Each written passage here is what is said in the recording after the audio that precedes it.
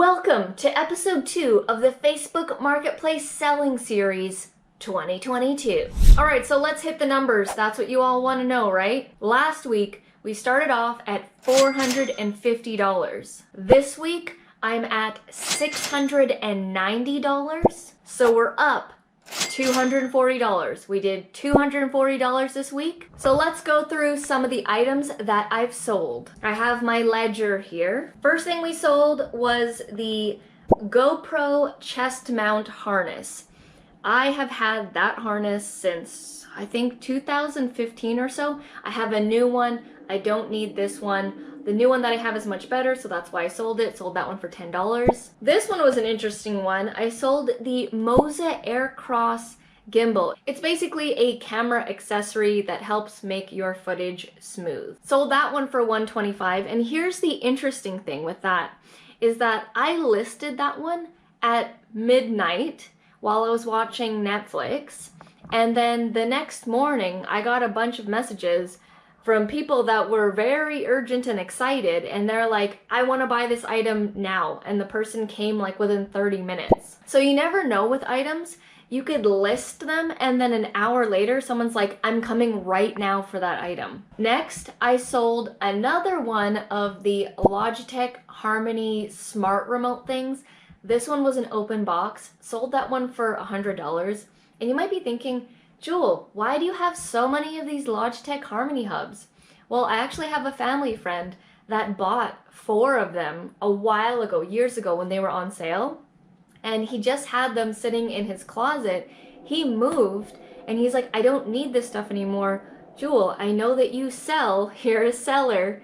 Can you sell these for me? So that is the third one that I've sold. I have one more that I'm going to be listing again, and then I will have completed the Logitech Harmony Hub. And the last item here, I sold that third blow dryer that I have. I told you I don't need 3 blow dryers. I sold that one. That one was for really cheap because that blow dryer actually only sells for $10 on Amazon anyways. And if someone's gonna come over to me, pick it up and pay me, I'm down for that. Alright, so I've given you all the numbers of things that I've sold from the past week. So I got a question here from Little Garden on the Prairies. If you are interested in gardening videos, definitely check her channel out.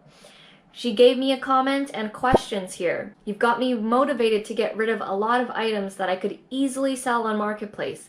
The only thing that is holding me back is dealing with rude comments and tire kickers. Hope you can give me some tips on how you screen out the bad from the good. Also, do you arrange for safe pickup locations that's not your home?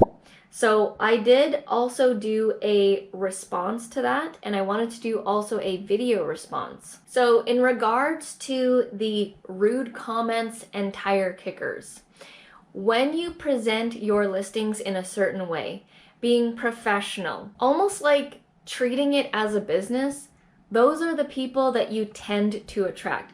Yes, there's always going to be some bad apples. There's always some bad apples in the batch. But luckily, if you do it the method that I'm teaching, it will be very few. And like I've mentioned before, I have listed hundreds and hundreds of items.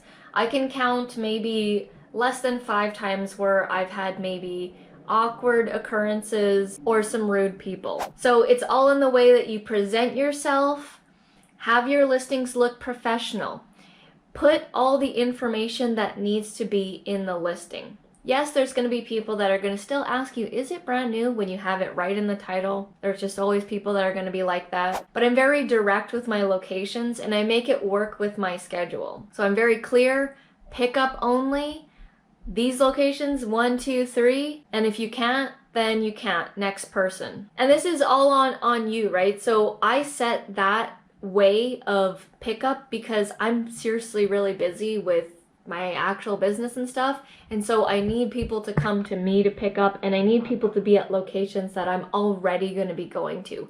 Batching, right? Remember the batching I was talking about in last episode? Also, pay attention to the communication. So I'm extremely, really nice when I chat with people. I address them by name. If people message me and they're like, hi, is this available? Because there's an automatic message that goes to you, right? I will message them back. I'll see what their name is and I'll say, "Hi, so and so. Yes, it's still available. Would you like to purchase it?" And if you are nice and cordial to people, usually they're going to be nice back. Of course, there's like weirdos that are still not, but majority of the time they will be nice to you. Another thing, I do not list in Facebook selling groups, which is different from the actual marketplace. So you know when you're doing a Facebook marketplace listing, right? At the end, it's going to ask you, do you also want to list in these other groups? And it could be, for example, I'm here in Vancouver. So it'd be like, do you want to sell in the Vancouver selling group or the North Vancouver selling group? I do not list in those groups because they are breeding grounds for people who are just trying to do witty comments, trying to be funny, trying to be rude, wanting to make fun of whatever products. Like, it doesn't matter what is selling. Someone's got some smart remark to say about the item. And there's a whole group thing happening there, right? Because if one person says one bad thing, it attracts another person, and then before you know it, people are like trashing a person because they want to sell something. I avoid that altogether. Yes, selling in those groups gets you more eyes, but it will also attract more of those kinds of comments, and I'm not interested in dealing with that kind of stuff. That stuff wastes your energy like crazy. So I only list in the actual marketplace, and I only get messages from people that are interested in the item. And we speak one-on-one, so there's no groupthink happening. Locations, yes.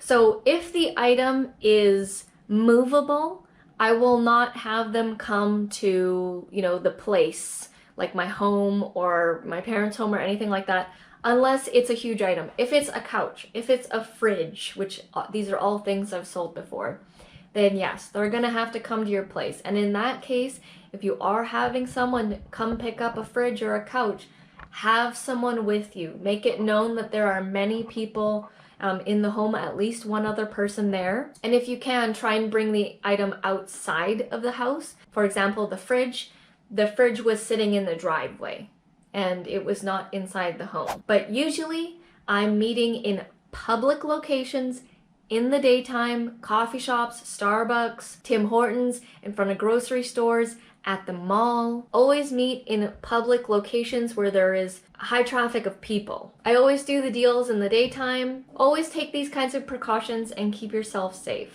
And lastly, some tips and trends that I've noticed. I'm here in Vancouver and I've noticed that every time I list GoPro type items, I'm getting tons of clicks. So I'm not actually even selling a GoPro, I'm selling accessories for GoPros, and I'm getting lots of clicks. So puzzles are dead.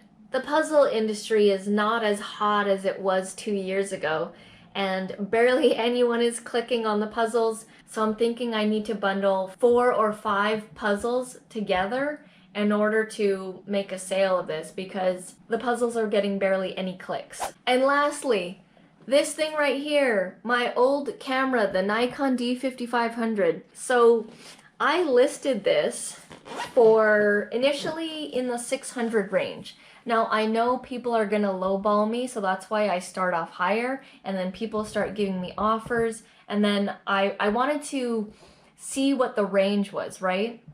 And I got it to around, it seems like people are willing to pay $400 to $450 for this camera. So wish me luck that this camera sells and we can get over the $1,000 mark. All right, so that was episode 2 of, why do I still have my fingers crossed? All right, so that was episode 2 of the Facebook Marketplace Selling Series 2022. Stay tuned for episode 3.